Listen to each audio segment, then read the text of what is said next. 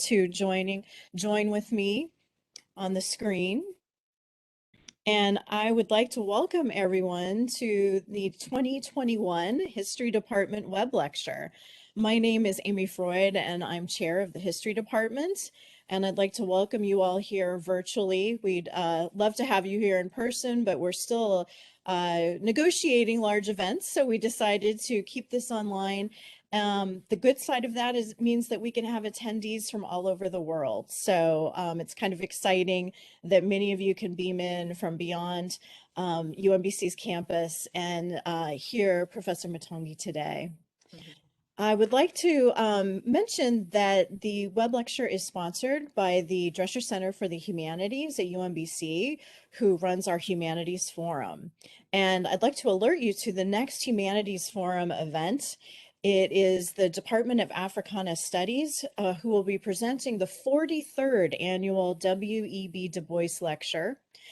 This year's lecture will be by Joseph Richardson, who is a professor of African American Studies at College Park. And the title of his talk is Life After the Gunshot: Structural Violence, Interpersonal Violence, and Trauma Amongst Young Black Men in Washington, D.C. That event will be Wednesday, November 10th at 6 p.m. on WebEx as well. And you can go to dreschercenter.umbc.edu for more information. But I'm happy to be with you today for our History Department lecture, which is named for Professor Emeritus and former chair Robert Webb. And Robert Webb was an eminent historian of Britain. I myself am also a historian of Britain, so I always think of him as my senior colleague. He was a social and intellectual historian of Victorian Britain, and made important contributions to the history field with I guess you could say textbooks that whole generations were familiar with. Webb's Modern England, which was published in 1968, is a standard in the field. And he also published with Peter Gay Modern European History since 1815. From 1968 to 1975, Bob Webb was the editor of our main historical journal, the American Historical Review. And when that ended, he came to UMBC as a professor of history and was one of the founding members of UMBC. He retired in 92, but he had a long and important influence on history. And the History Department honors Bob Webb by choosing some of the most cutting-edge scholars of British and world history to present an annual lecture in his name. I'm pleased to turn the mic over to my colleague, Professor Marielaine Kars, who will introduce this year's Webb Lecturer. But before I do, I have a couple housekeeping rules. Q&A will take place directly after Professor Mutongi's talk, and questions can be submitted in the Q&A chat box. We have live captioning during this event, and you can enable that captioning by clicking on the three dots and selecting Multimedia Viewer. Special thanks to Vital Signs LLC for providing that live captioning. And our talk tonight will be recorded and will be made available at a later date on the Drescher Center for the Humanities YouTube channel. So without further ado, Professor Kars. Oh, Professor Kars, you're muted. How embarrassing. We've only been in this situation, for almost 2 years now. So I am really happy to be introducing Professor Kenda Mutongi to you all. She grew up in Kenya in a village not far from Lake Victoria. And after she finished her secondary education, she came to the US. She attended Cole College in Iowa, and then she graduated there with degrees in English and history.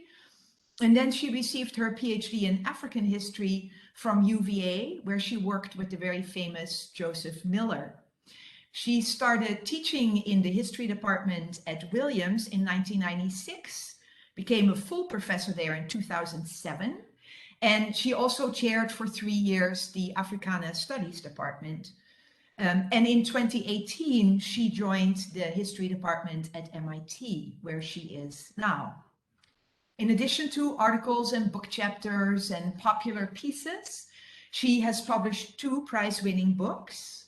In 2007, she published Worries of the Heart: Widows, Family, and Community in Kenya.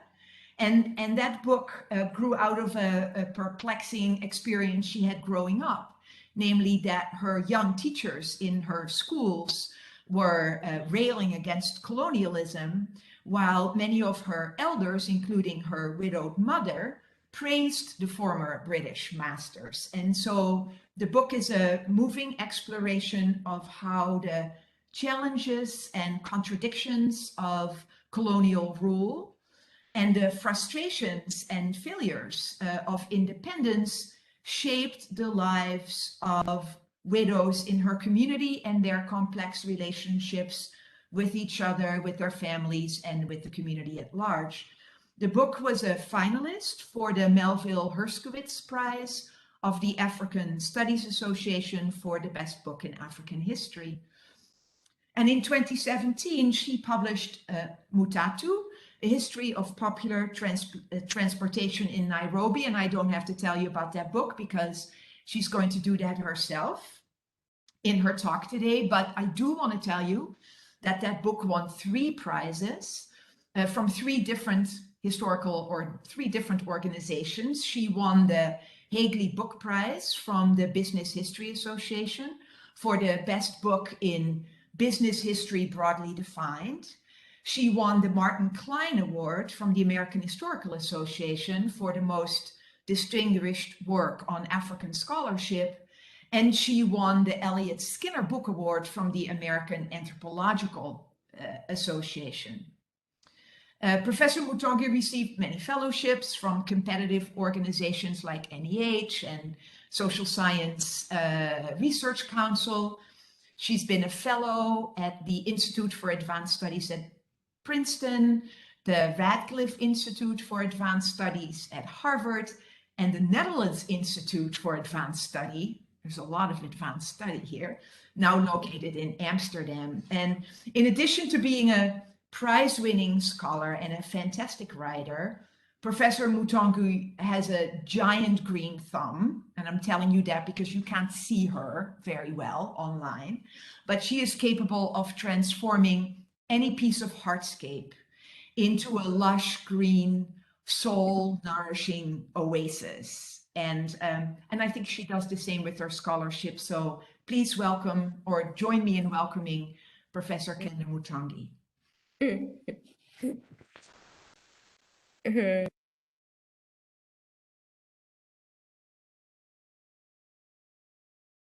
You're muted. You're muted too, Kenda.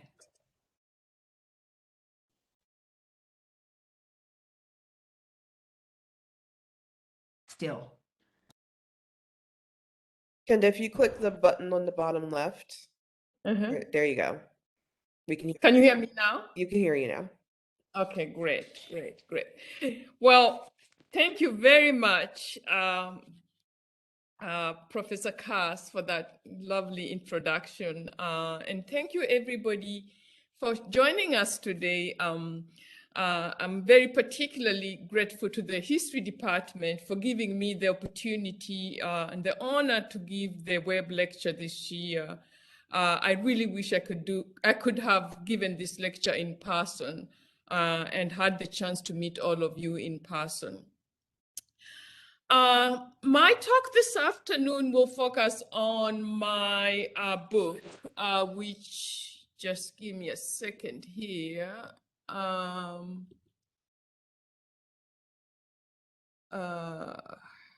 Share.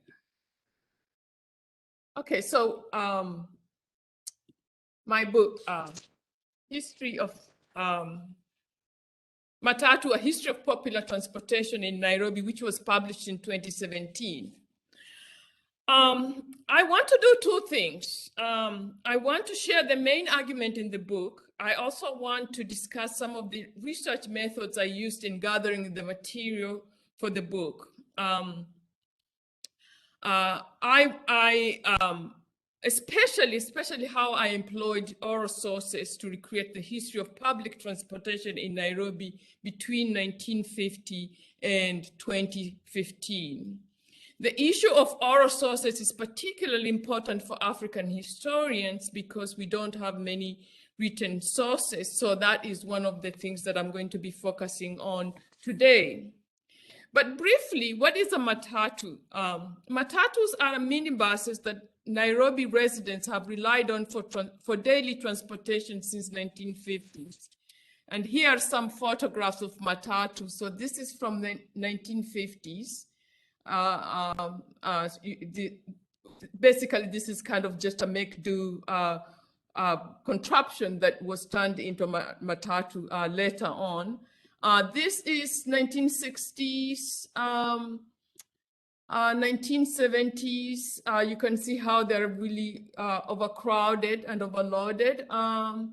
Here's a Matatu too. This is probably more on the outskirts of Nairobi, not in the city center. These are Matatu workers on strike in the 1990s. And this is a good one. I love this one. This is, guess where? This is from 2000. And another one from 2000s and there. And this is pretty much how Nairobi looks like, or some of the main streets in Nairobi look like. But anyway, beyond the utilitarian function, Matatus also present a valuable opportunity for historical and cultural analysis because they speak to many socioeconomic and political aspects of late 20th century Africa. For example, rapid urbanization, organized crime, indigenous entrepreneurship, transition to democracy, labor disputes, class respectability, and popular culture. In Nairobi, the vehicles are easily recognized by their dilapidated bodies and bald tires, their loud music, the screeching two-wheel turns, and the choking haze of exhaust trailing behind them. As you can see in the photos, they're often highly individualized, emblazoned with paint jobs ranging from somber black to a Rubik's Cube assortment of colors, or the sort of airbrush creations normally reserved for prison tattoos or subway graffiti. And they're usually so crowded with passengers that the riders are left hanging out of the doors and windows clutching their belongings, which often makes them dangerous.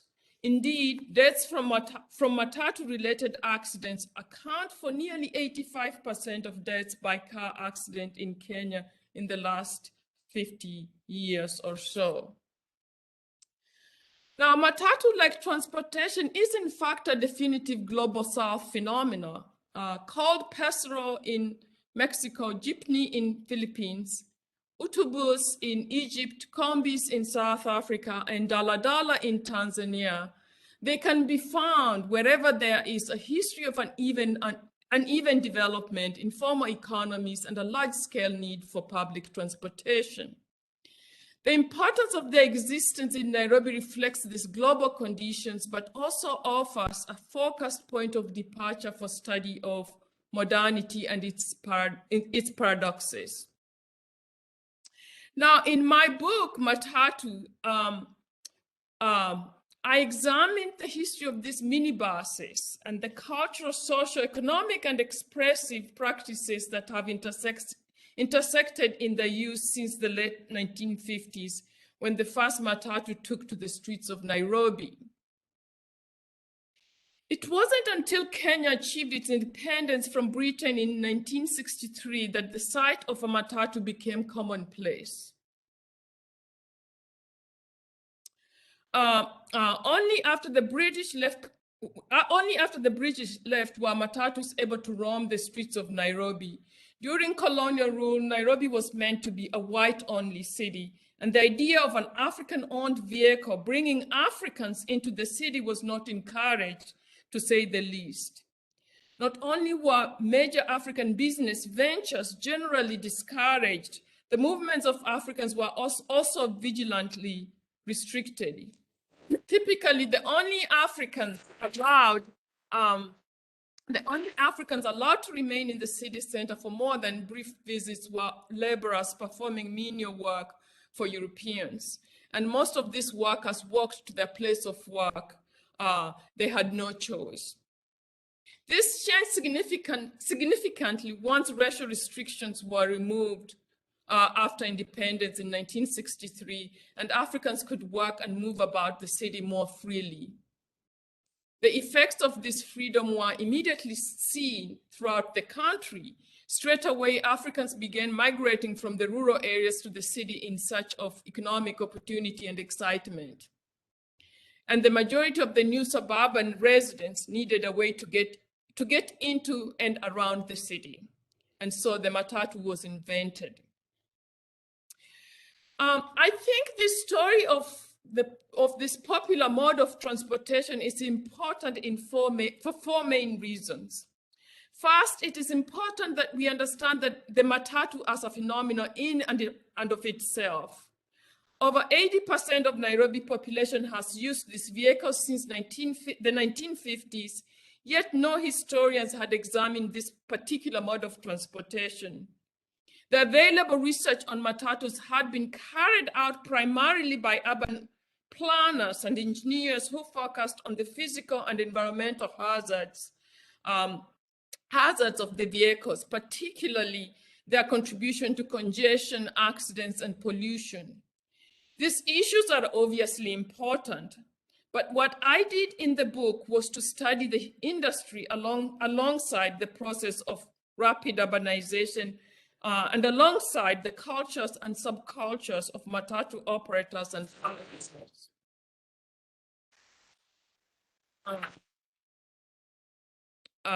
But what I did in the book was to study the industry alongside the processes of rapid urbanization and alongside the cultures and subcultures of the Matatu operators and passengers. I also studied the Matatu as an object of material culture by examining how it has been made and remade and how its meanings changed over time for Nairobi residents. Secondly, I began studying the Matatu in order to recover some of the history of post-colonial Nairobi. With over 4 million people, Nairobi today is the hub of Eastern and Central Africa.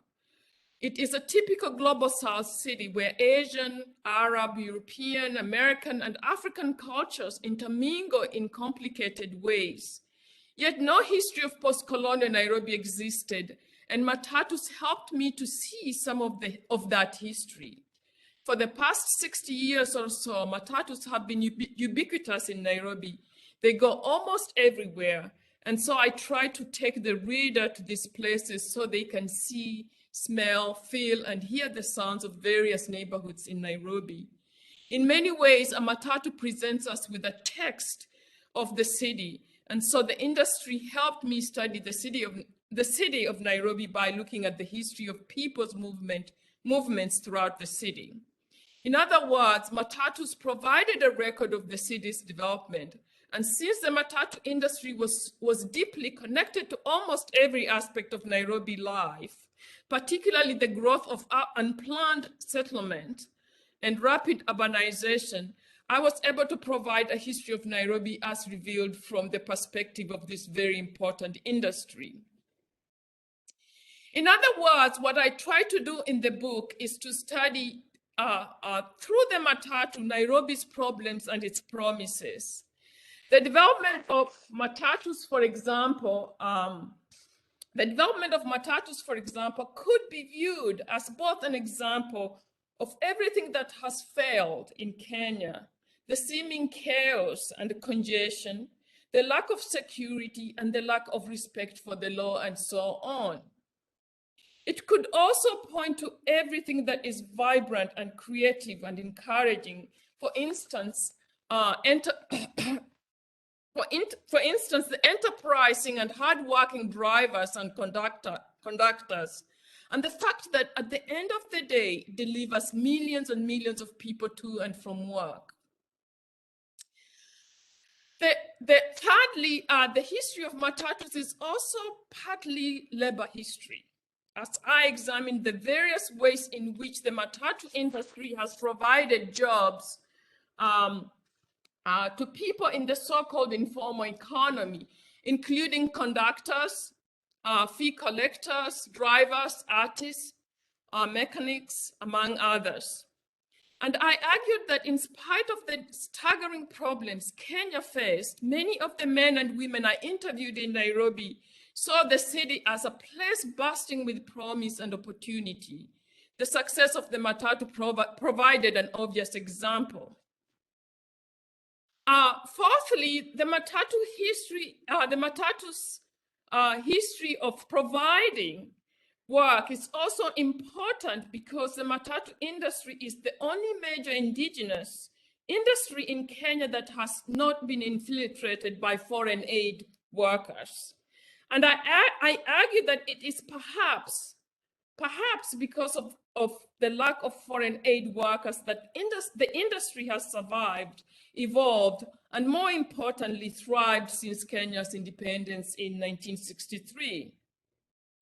Kenyan entrepreneurs figured out on their own how to run the industry despite all the obstacles and despite the absence of foreign aid. The Matatu industry is certainly not perfect, but it nevertheless contributes to about 10% of Kenya's GDP. Indeed, studying Matatus in the context of business history is important since many historians don't usually think of Africa as a place to study big businesses. African scholars have tended to focus on the concept of development in Africa and especially on the role of foreign aid and NGOs in development. I found that the development model to be narrow and incomplete. It tends to restrict our thinking and it gets us trapped in unending binaries of success and failure or of hope and despair. My book, on the other hand, focuses on what the Africans themselves are doing with their economies, how they are taking risks and creating businesses, and how they're accumulating capital. The Matatu industry is nothing if not resourceful, and at its best, despite the compromises and the chaos, the Matatu industry has created a business enterprise that has demonstrated to Kenyans that they could make it on their own and in their own country and without financial aid from outsiders. And finally, I'd like to point out that the Matatu also serves as a significant source of popular culture.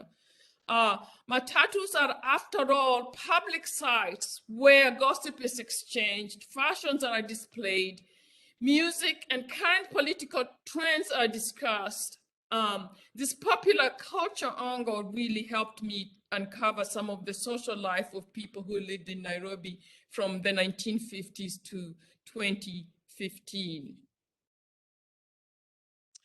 Now, to tell the story of the Matatu in post-colonial Nairobi, I relied to a large extent upon newspapers and interviews.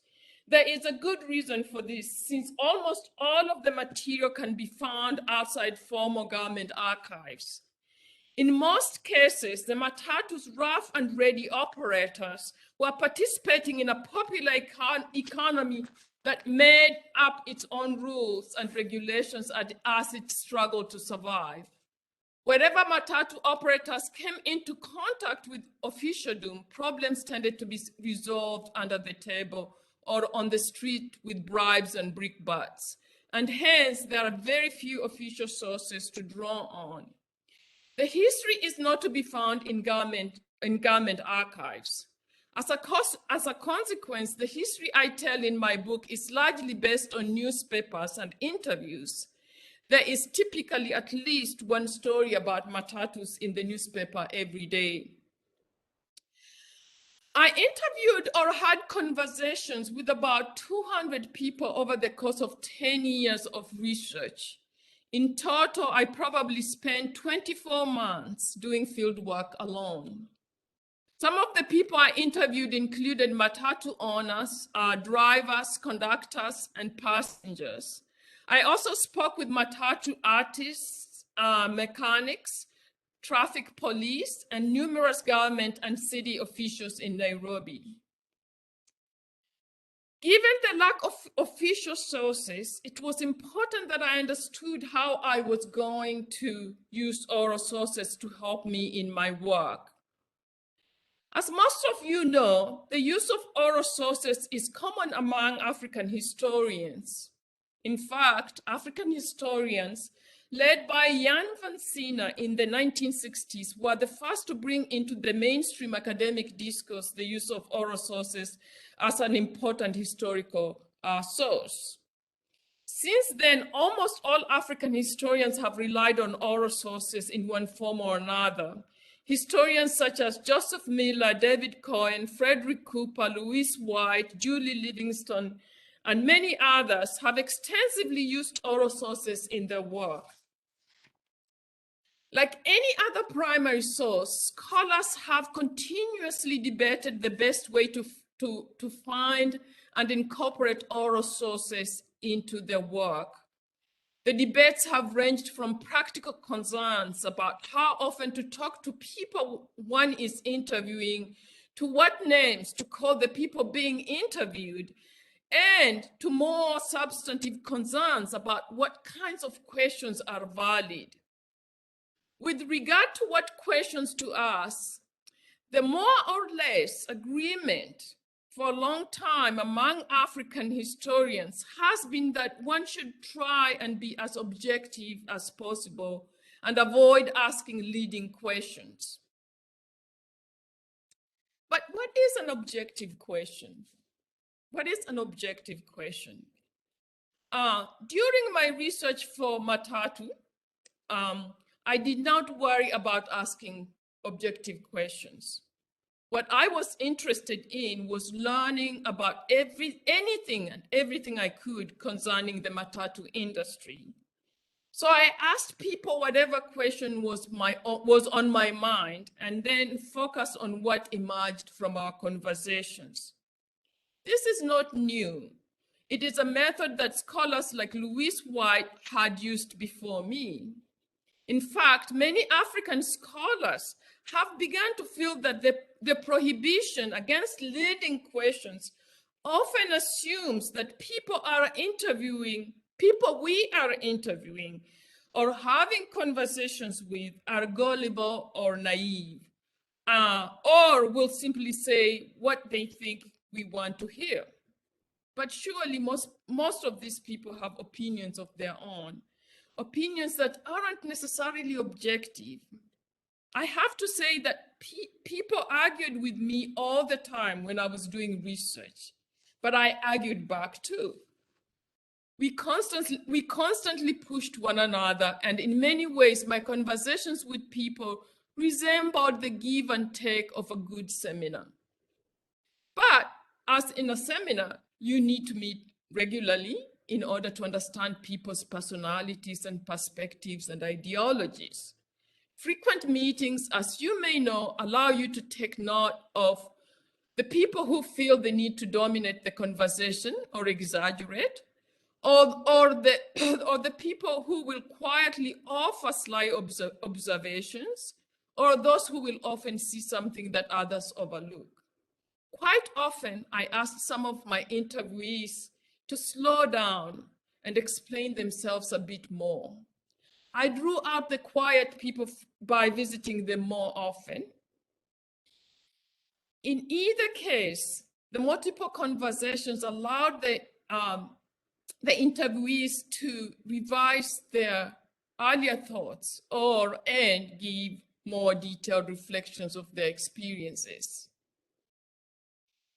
Paradoxically, the less objective I seemed, the more objective the information I gathered. I want to take a few minutes now and illustrate these points through my interviews with Joseph Mauranderi. That is this guy, Joseph Mauranderi, who was the chairman of Matatu Owners Association from 1984 to 1988. Nderi was an outspoken leader who was imprisoned for his staunch criticism of Kenyan president at the time. This was President Moi. In that picture, I think he was arguing about yet another restriction that the government had put on this industry. I spoke with Nderi many times, on and off for almost 2 years, mostly in the summertime when I was in Nairobi doing field work in the late 2000s. Nderi was probably in his mid to late 70s at the time. In 1988, Matatu Owners Association was banned by the government, and I had spent days reading about the banning in the newspapers. So during one of my conversations with Nderi, I brought up the issue of why the government had banned the Matatu Owners Association. This conversation occurred after I had had several visits with Mr. Nderi. And this is a photograph of me and Nderi I believe 2008. Yeah, that is from 2008. So this is what I wrote in the book after reading all these articles about the banning of the Matatu Owners Association that Nderi was the chairman. I spoke with Nderi about the events surrounding the banning of the Matatu Owners Association. Since my accounts of the events had been drawn largely from newspaper stories, I was particularly interested in what he thought of my interpretation of the events, of my portrayal of the various characters in the interviews, and especially of my characterization of him. Quote, "Were you as stubborn, energetic, outspoken, and domineering as the man I had encountered in the newspapers?" I asked him. "Ah," he roared. "I was very tough then. I was strong and determined. See, I was a young man then, and I was very, very, very determined," he told me. Nderi was perhaps in his late 70s when I spoke with him, and he now walked with the help of crutches. When I asked about the crutches, he told me why they were necessary. "See," quote, "see, they did this to me while I was in prison, and now I can't walk. Now I'm just an old man, a crippled old man." "Who did this to you?" I asked him. He patted my hand, looked me directly in the eye, and said, "You don't ask questions like that," he said to me. Nevertheless, he went on to inform me that he had in fact held a press conference after the banning of Matatu Owners Association, and that during the conference, the police had stormed into the room, arrested him, and imprisoned him without trial. While in prison, he was tortured and his legs were broken. So I asked him, "So when the newspapers reported that you looked visibly shaken after the banning of the Matatu Owners Association, you were actually afraid?" I asked him. Again, he looked directly at me and said, "Yes. See, I now knew my life was finished. I was done because I had been fighting for the rights of Matatu owners."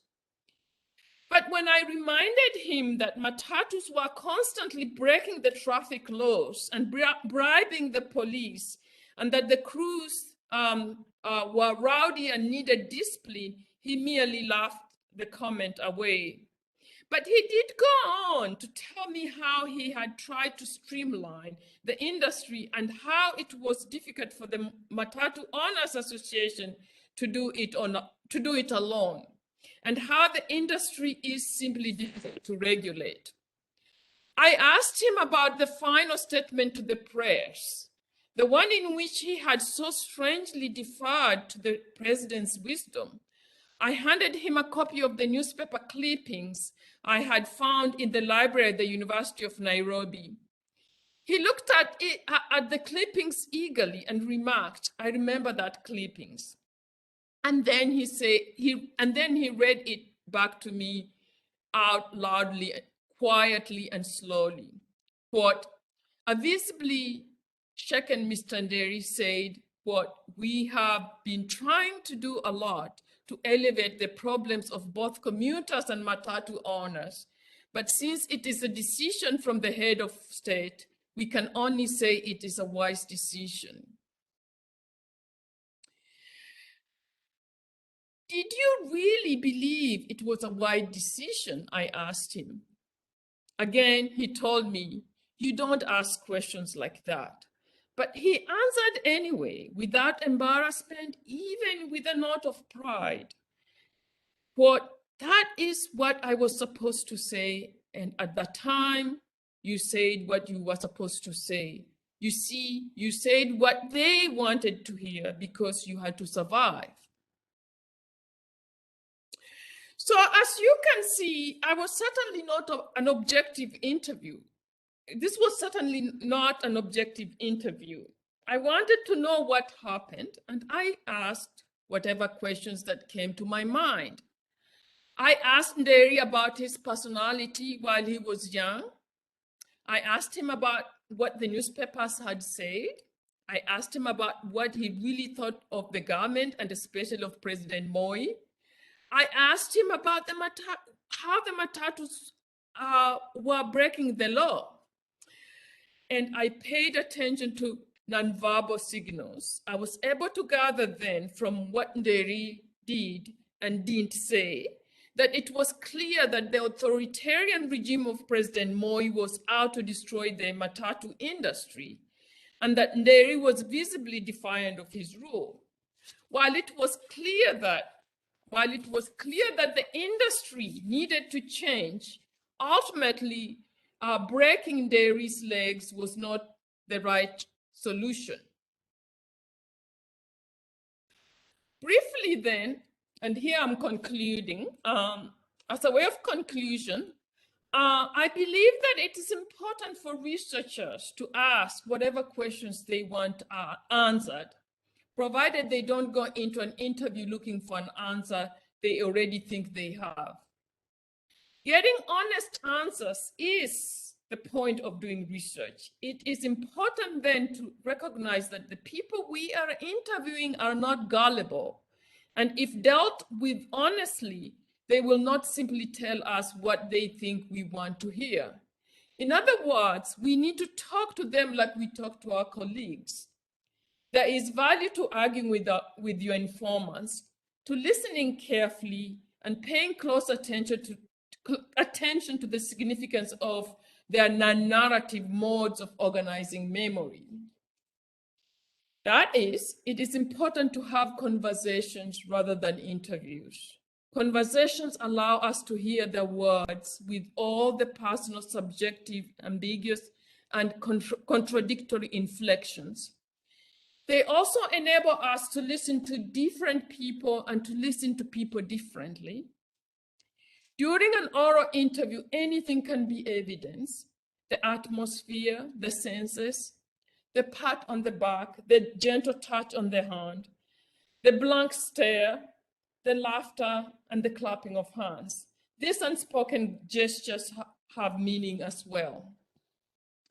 Finally, it is important to confirm as best as we can the material of our interviews with other sources, whether newspapers, magazines, government archives, and so on. And most importantly, it is important to use our own best judgment so that in the end, we can remain as objective as humanly possible. Perhaps what I'm saying is that we can only approach something like objectivity once we've interrogated all the subjectivities. I think this approach has helped me to explore the history of Matatus in Nairobi with, I hope, the inquisitiveness of a private investigator, the zeal of a lawyer, and the sensibility of a historian. Thank you.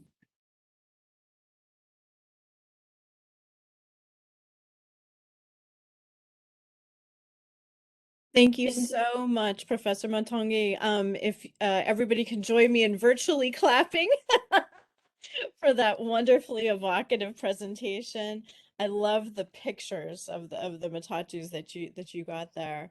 We now have some time, ample time. Thank you for keeping the time for questions and comments.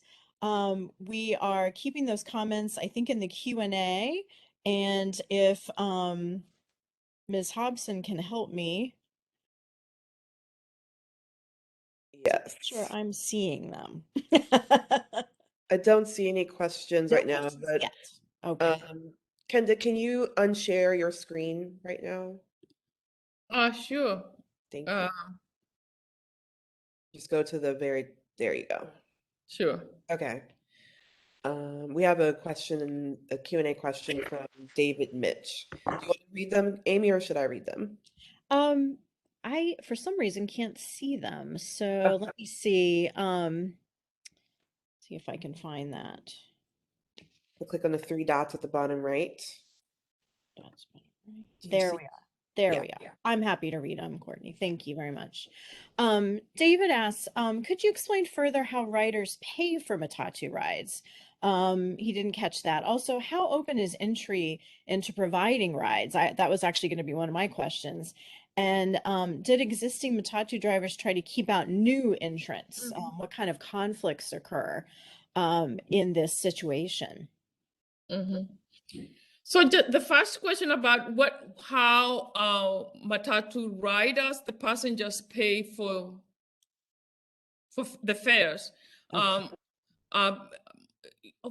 It's largely by cash. I think they've tried to introduce, the government has tried to introduce cashless paying, through cards and so on, but that somehow hasn't picked up. The reason the government really wanted to get away from cash is because of crime, because criminals know that the conductors have these loads of money or cash carrying around, and that has been a problem.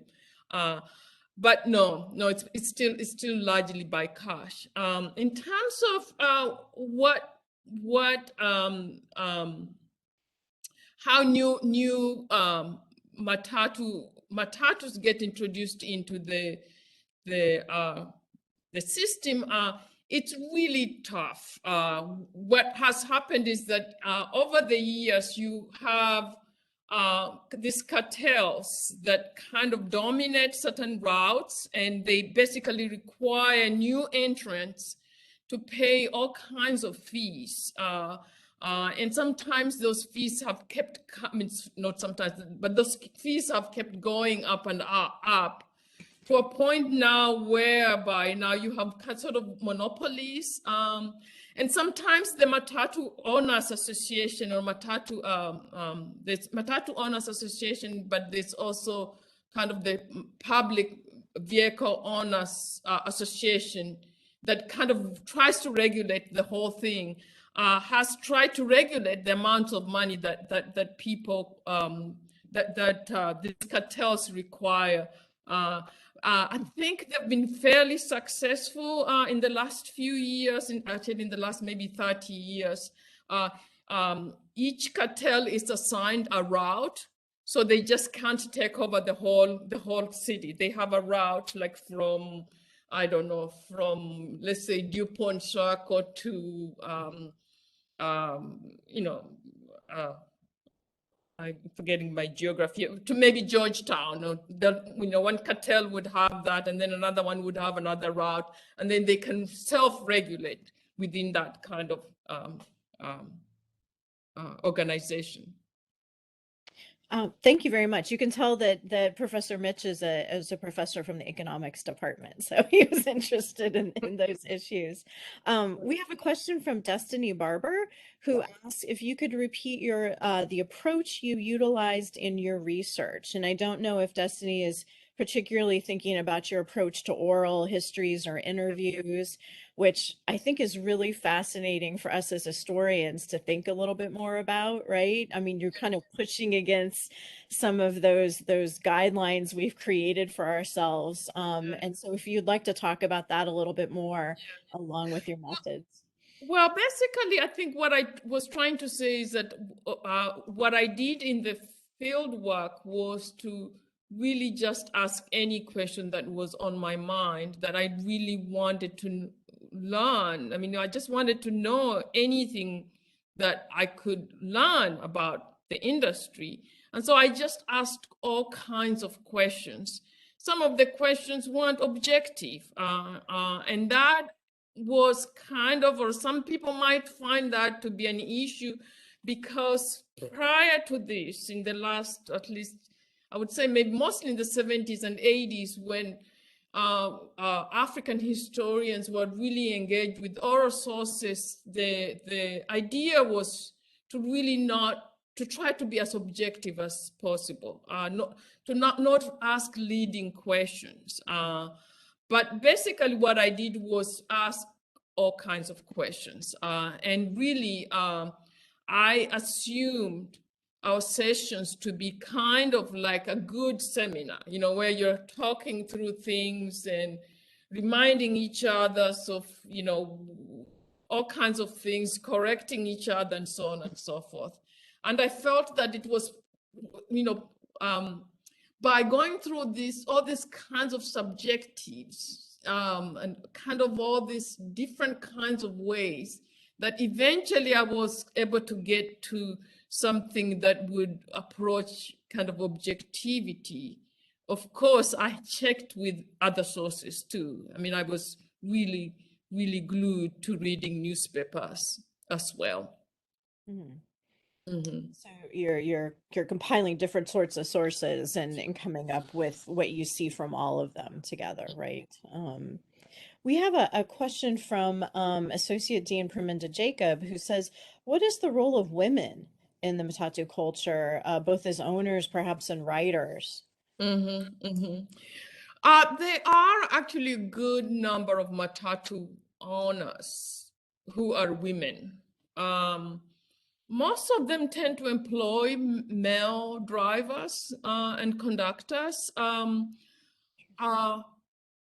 Once in a while, you will find a woman driver or a conductor. I would say that more and more, at least towards the end of my research, there were more women conductors and drivers than before. But I would say the ratio between men and women is, I mean, I would say probably 95% of the drivers and conductors are men.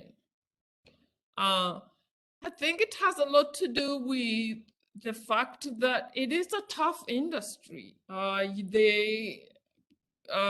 These workers, the Matatu workers, are on long hours during the day. It is also I mean, there's a great deal of crime, it's tough. Not that women can't do this work, but generally it's just, it seems like that it's more and more men who have been able to do the work, or who have consistently continued to be drivers and conductors. Or in terms of passengers, everybody uses these vehicles, men, women, everybody, people from all kinds of classes. These vehicles go through different neighborhoods, working class neighborhoods, upper middle class, you name it. They're basically everywhere in the city. It's fascinating. We have a question from a history graduate student, Garrett Frias, who says, do you think that examining modes of transportation as a part of culture and of the socioeconomic fabric of society is something that the field as a whole has generally not done? Do you think doing so is also feasible for understanding elements of oppression in the U.S.? Great Well, question. it's a very good question. I do. There are some interesting studies and books on the subway system in New York that have been done by mostly sociologists, and basically what it means for subway riders as they go through the city, and there's actually a lot of work, some work among Japanese historians focusing on salaried men. Were they salaried men? No, not salaried men. Yep. Oh. What? Well, that's the correct term, but I don't know if that's what the study was focusing on. Yeah. So I mean, there are a few studies on by historians, but not that many. There's a lot of work by economists in South America, in Chile, and a lot of in Chile, and I think Colombia and so on, but really very little by historians. I think it's a great topic. I mean, I picked it. I think that it really helps us see a lot of things about, I mean, like it's really a good lens through which to view a lot of issues, class issues, to look at the city as a place, to look at kind of issues of regulation and how that works, and so on and so forth. I think if you're interested in picking this as a topic, you should. I think it's fantastic. You should do one on DC.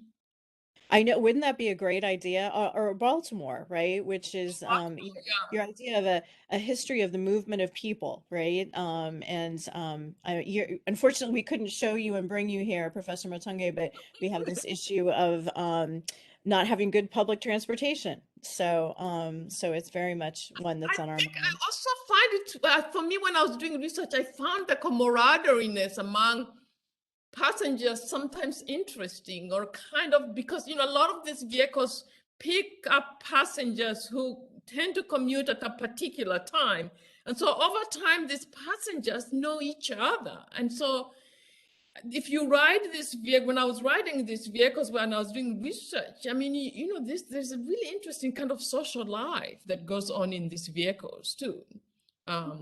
So I say go for it. I know we have a question from Noor Zaidi, and panel or attendees, I apologize. Your questions are coming in two different streams. Are Matatus political and social messaging spaces? Oh, did we just lose Kenda? Oh, there she is. Okay. Kenda, I'm going to repeat the question. Are Matatus political and social messaging spaces? I'm thinking of Jamal Elias's work on truck art in Pakistan and jeepneys in the Philippines as socio-political messaging spaces. Sure. I mean, as I said, that they're very individual. There's a lot of different messages on the Matatus. Like you saw the one with George Bush and Osama bin Laden. I mean, they really a lot of them pick up on kind of current political issues. When Obama was elected, for example, my gosh, Nairobi was Obama. I mean, like every Matatu had Obama on it. So, I mean, and they kind of play around with the photographs of, these various, they make them caricatures and so on. And it's really, it is kind of like, for lack of a better word, like sometimes cartoons in a newspaper. Cartoons in the newspapers are cartoons, but they really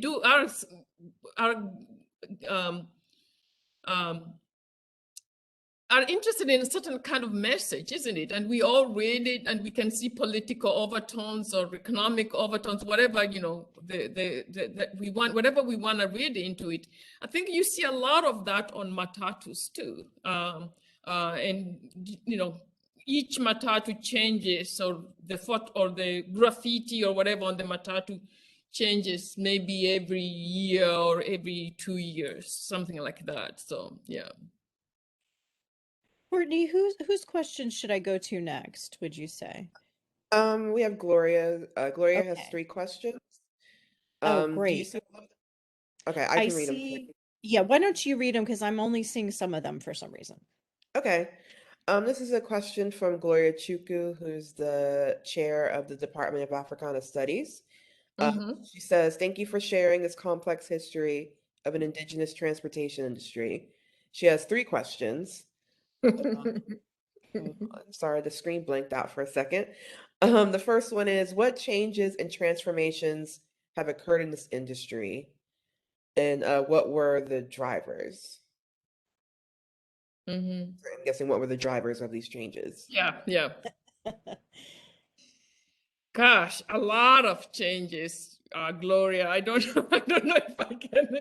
I mean, that's partly what I stress in the book is to really kind of see how things are changing over the years. But I'll give you a couple major changes. One was in 1973 when the president decided. For a long time, these vehicles had been illegal. They had been kind of they wouldn't be licensed. They just basically were doing work underground. But they were making money because people really needed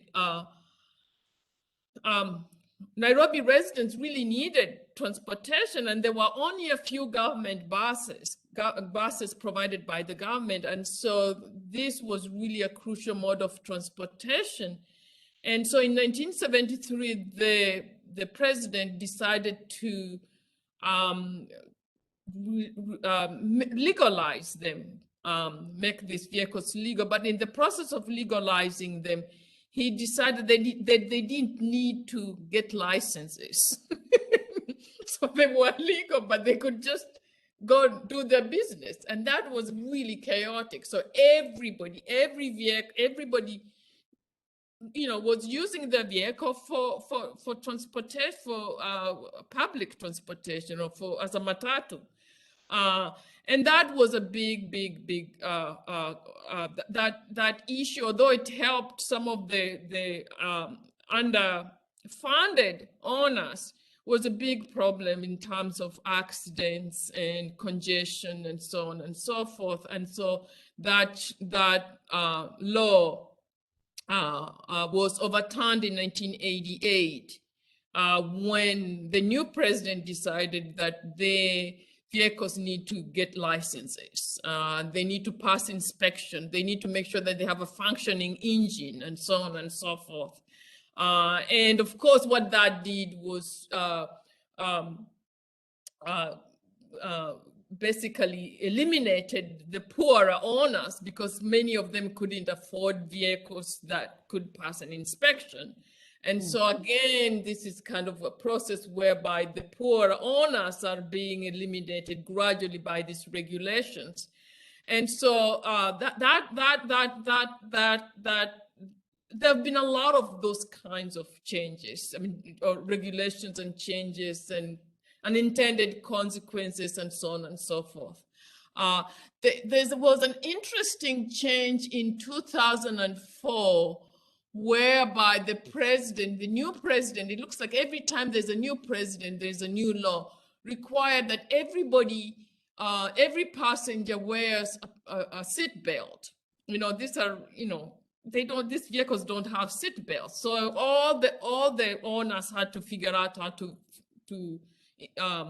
put seat belts into the vehicles. And that also, was brought up different kinds of problems. So as you can imagine, mostly it seemed like it was mostly those who had money who kept the businesses going. So yeah, there's been a lot of those kinds of changes in the industry. Yeah. Okay, Gloria's second question was about gender, which we've already addressed with Perminda's question. So her third question I'm going to combine with Terry Boughton's question. How have motorcycles, tricycle cars, and the age of Uber and other ride-sharing gig economy affected the Matatu industry and Nairobi in general?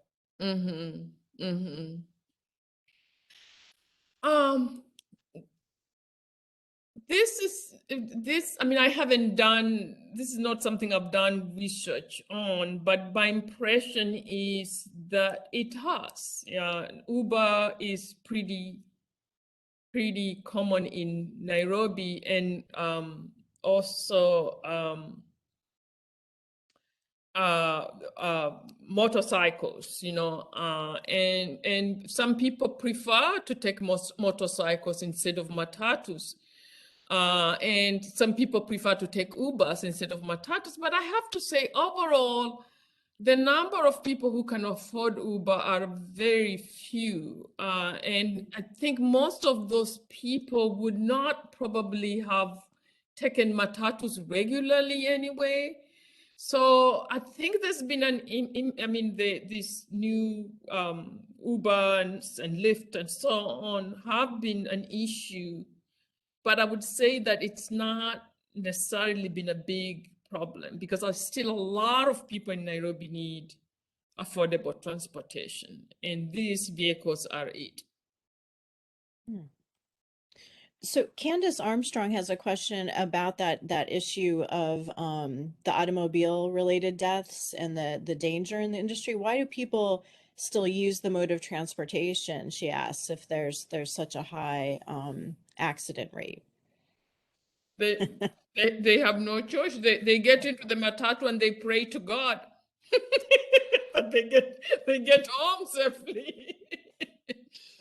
So yeah, we think of choice, but maybe there's no choice. Okay. There's no choice. And I have asked people this question over and over. And one of the quotes that I wanted to read for you was specifically to do with this. I think this is a really good question. And people just say, this is what they have, and most of the time, I mean, many of them have been using it for the last 30 years and they've gotten home okay. If they die tomorrow, but I mean, they have no other choice. I mean, really, I mean, there aren't many available modes of transportation that really can drive people from, that really get into the areas where these people live.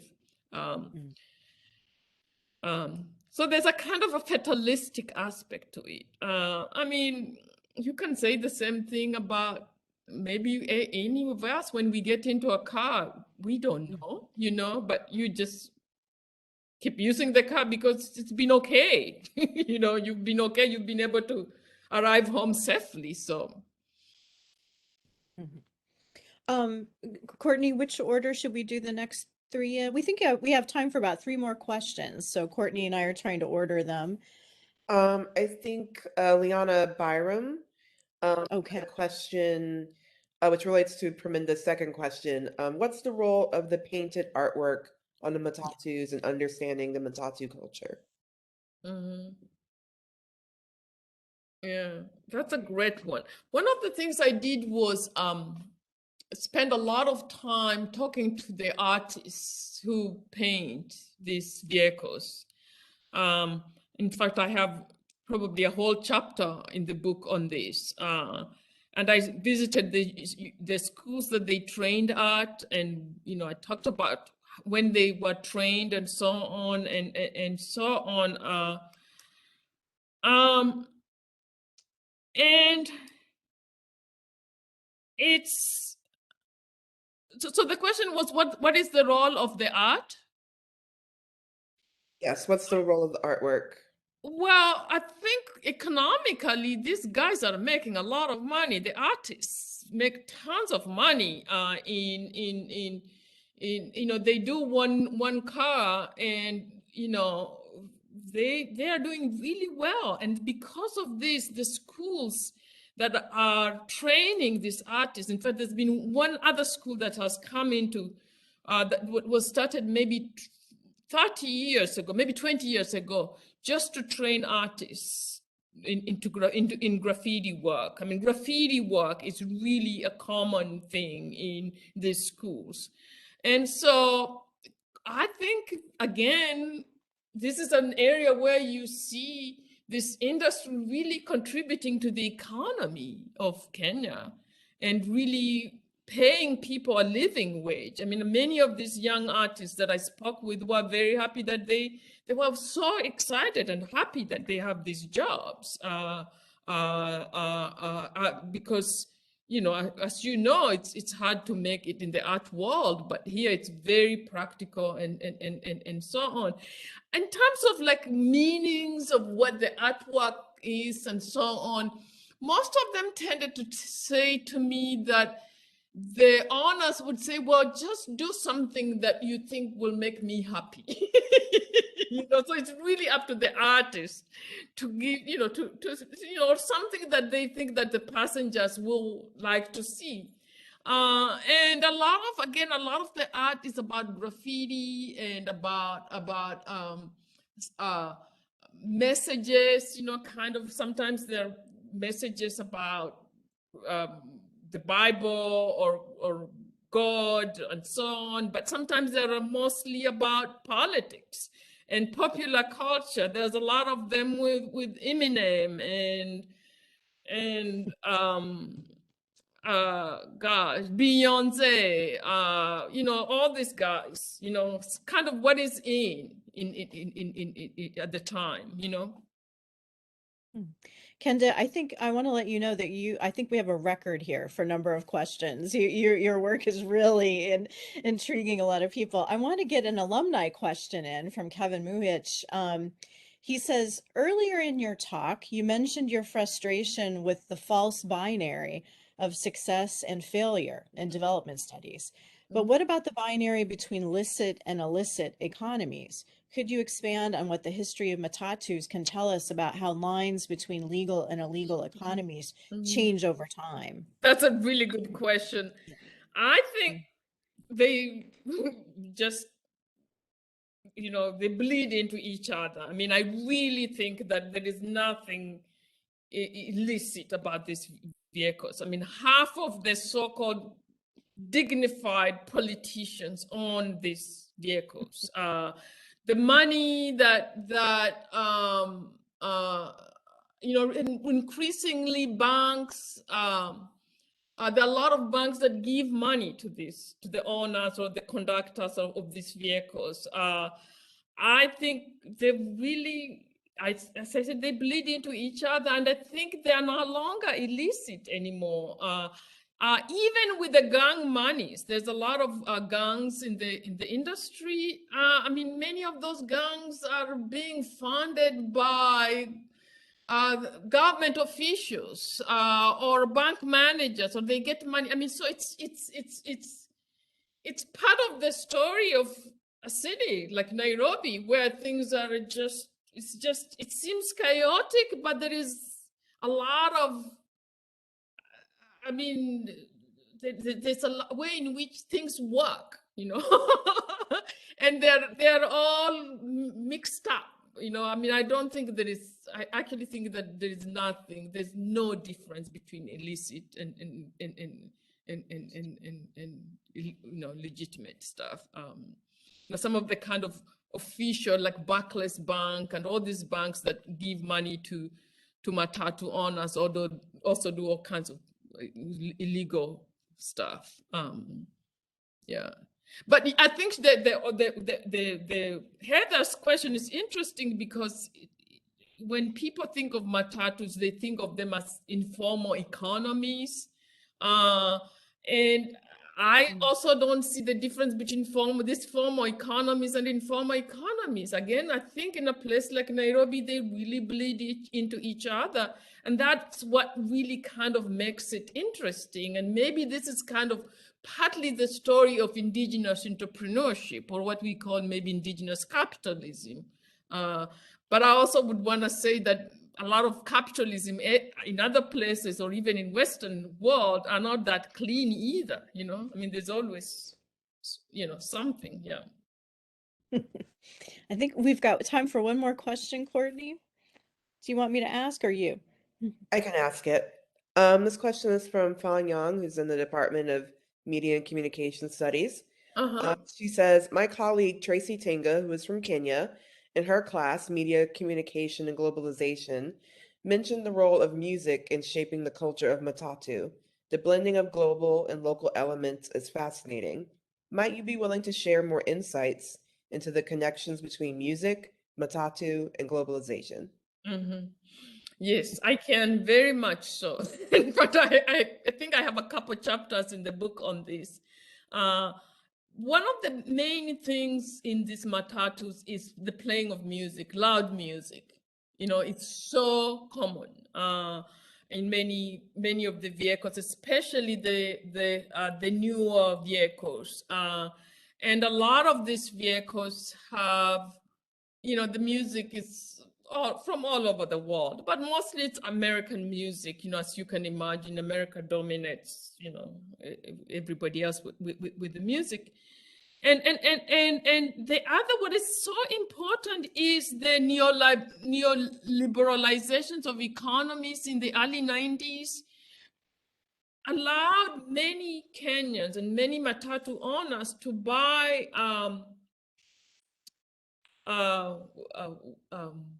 what are they called? Not cassettes, but I forget the name because now we all get our music from, but music players, what are those called? The music, the yeah. iPod? Huh? Like your phone or your No, this was before the phone. You Oh, the Walkman, after the the Walkman. boombox. CDs? Music, yeah, the boombox, the music systems, basically. They could get them because they were easily available. Let's just say the music systems. They had music, they had um, um, TVs, you know, they had everything. I mean, there's a lot of music and, you know, videos and so on that are shown in these vehicles. And a lot of that has a lot to do with globalization, and globalization, not just in terms of ideas, but also in terms of the fact that this equipment or the actual systems are easily available now. Most of them are coming from Thailand or United Arab Emirates, and, you know, basically the Gulf areas, India, and, you know, they're all part of you know, the culture here in Nairobi.